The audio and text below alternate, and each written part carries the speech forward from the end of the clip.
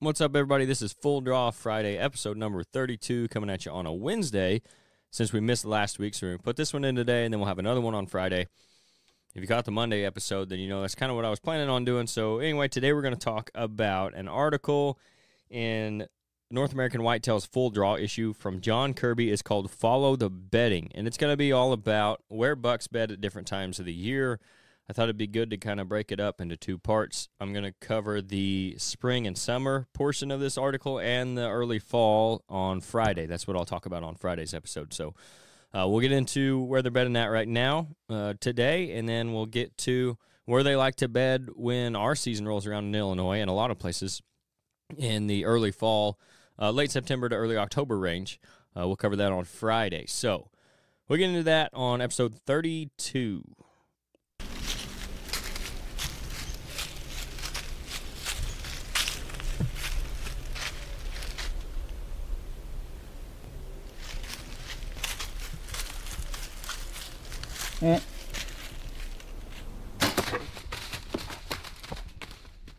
As always, I'm going to skip around a little bit throughout the article, so I always recommend everybody go check out the full article at North American Whitetail. You can get a subscription, I believe, online, or you can get the actual paper copy, which is what I like to use. I don't know, there's something about being able to actually read it that I like, and I can go through and highlight stuff for the podcast too, so it works out. But either way you like to do it, I always recommend go read the full article because there's going to be stuff that I miss, and I jump around just kind of hitting some bullet points. So he starts the article by saying, hunters get absolute satisfaction when they uncover a giant buck bed. For some, their sole strategy is to locate the bedding when hunting a mature buck. Another subsection of hunters focus on catching a buck at a destination food source and put less thought into where their target buck is bedding.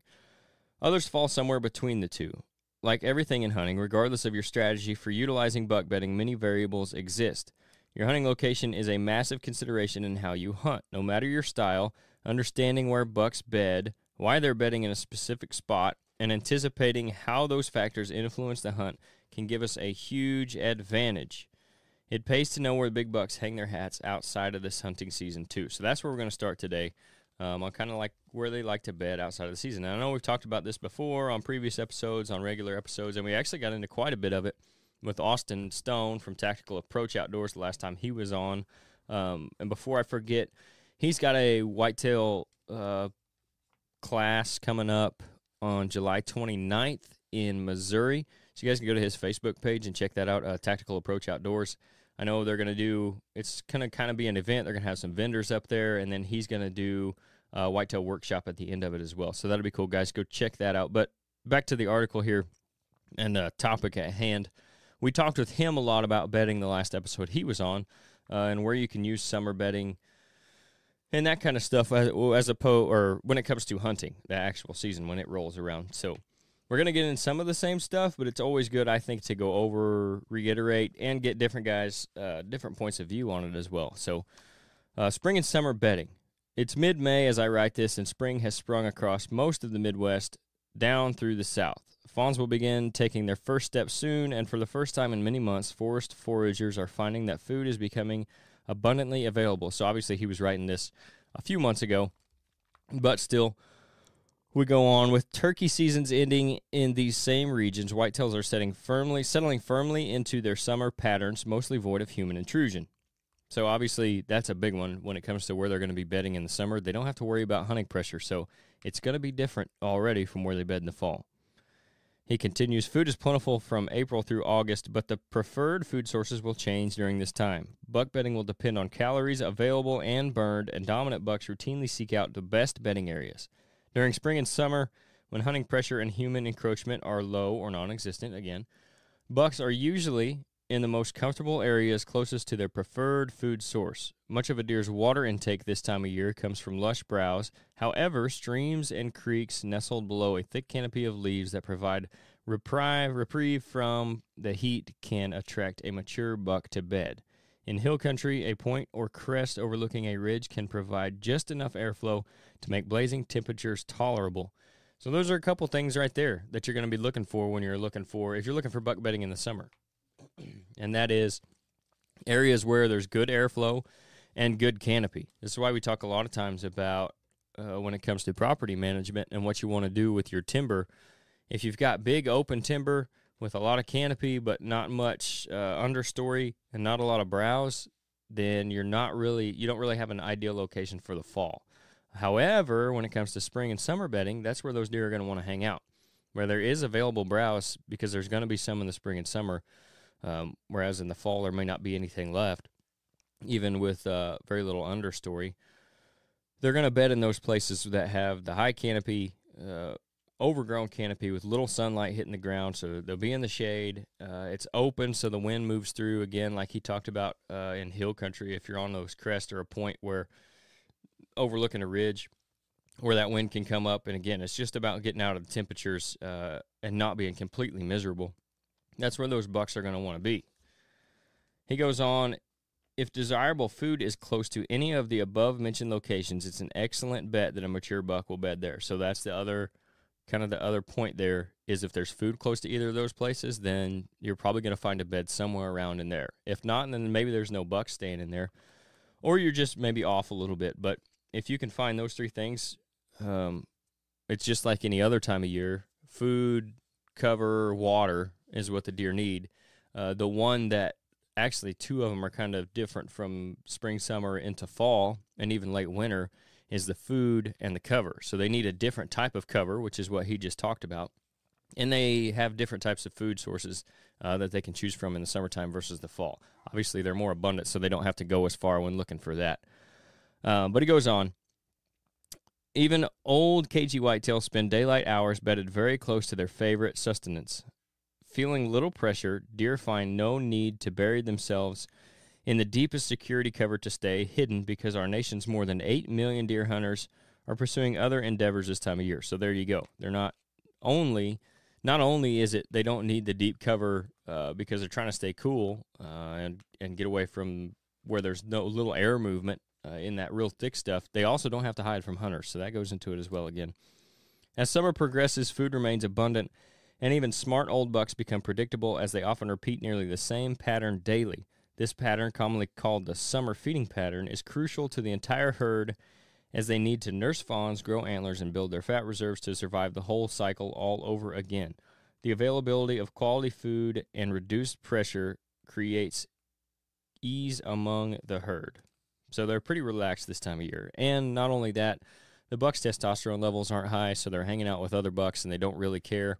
You know, they get along, they tolerate each other, they feed in the same places, they'll bed relatively close to each other. It's not like in the fall where they're literally trying to kill each other, fighting over does to pass along their genes. This time of year, testosterone is very low, and they'll tolerate each other up to the fall.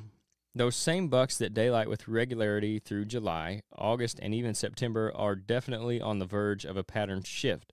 Some will soon disappear while others stick around. But either way, the winds of change are stirring in some states, including my home state of Kentucky. The archery season opens in time to hunt during this delicate period. So that's where this comes into play.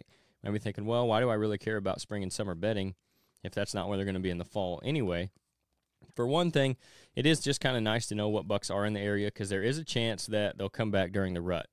So even if you're not seeing anything on your property for the rest of the fall, there's a chance that if you saw a nice buck there in the spring, summertime, and he was using it regularly, he might come back in the fall. That's just because they go on their excursions, and a lot of times they'll go back from their fall range. They'll go from their fall range back to their summer range and check for does and stuff like that, at least for a few days during the rut. So there is that. But the other aspect of it is, if you're in Kentucky, or I believe Tennessee is an early opening state, even Missouri, I think Kansas opens middle of September, any of those states that open early to mid-September, you can still hunt those bucks on their summer pattern. Some of them are going to change early, some of them are going to change later. Even here in Illinois, where we open on October 1st, occasionally you'll see some bucks still on their summer pattern, depending on the weather, a lot of times, and how the summer was and the late summer and what the weather's like. If it's still real hot, if we've had a lot of rain, that kind of stuff will affect when they shift as well. And then again, the testosterone goes into it too. But that's why this would be important in those states, in those areas. You can target a buck and pattern him based on what he's doing over the summertime, and then get on him and hunt him while he's still on that pattern. And it makes it a lot easier to kill that early season buck when you have that knowledge. So he goes on back to the article here. Other bucks linger in their summer feeding pattern for a week or 10 days after opening day. That's in Kentucky he's talking about. And many shift even sooner depending on variables such as available food, habitat, and hunting pressure, like we just talked about. When this shift occurs will depend on exactly where you hunt, and bedding habits usually change. If you want to stay in the game, we must adjust too. So that's what we'll cover on Friday's episode, is adjusting to those adjustments that the deer are making when it comes to late September and October. But again, this is important stuff if you have an early opener, for sure, so you can kind of target where those bucks are going to be in the early season if you're looking to kill a velvet deer. Like we talked about with Austin, he's going to get down there in Kentucky for like the opening weekend and try to get on a velvet buck there. So the intel that he's gathering this time of year is going to come in handy when he goes to hunt. Other places, maybe it's not necessarily as important to get out there and find buck bedding right now because it's likely they're not going to be in the same place come fall anyway for a variety of reasons. Them breaking up their bachelor groups because they can't tolerate each other anymore. The availability of food changes. The desire for different cover changes. The hunting pressure, all that kind of stuff will force them to adjust their bedding. So it may not be as important in states that open in October. And again, that's not to say there might not be some bucks. There may be some bucks that are still on their summer pattern for maybe the first week of October or so, but it doesn't happen very often. So just keep that in mind.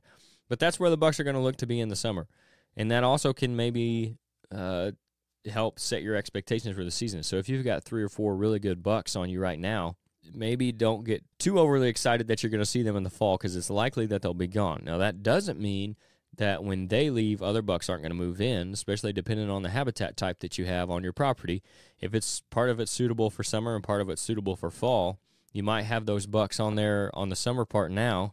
They might all move out and be gone, but you might have some new ones move into the fall part and maybe their fall range. And maybe some of them stick around and just move areas within your property. But that's all stuff that you can take away from spring and summer scouting when it comes to finding buck bedding.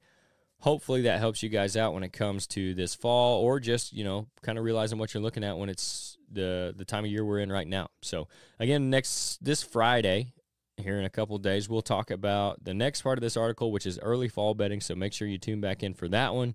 And then Monday, we're going to have another good episode for you guys with a guest on.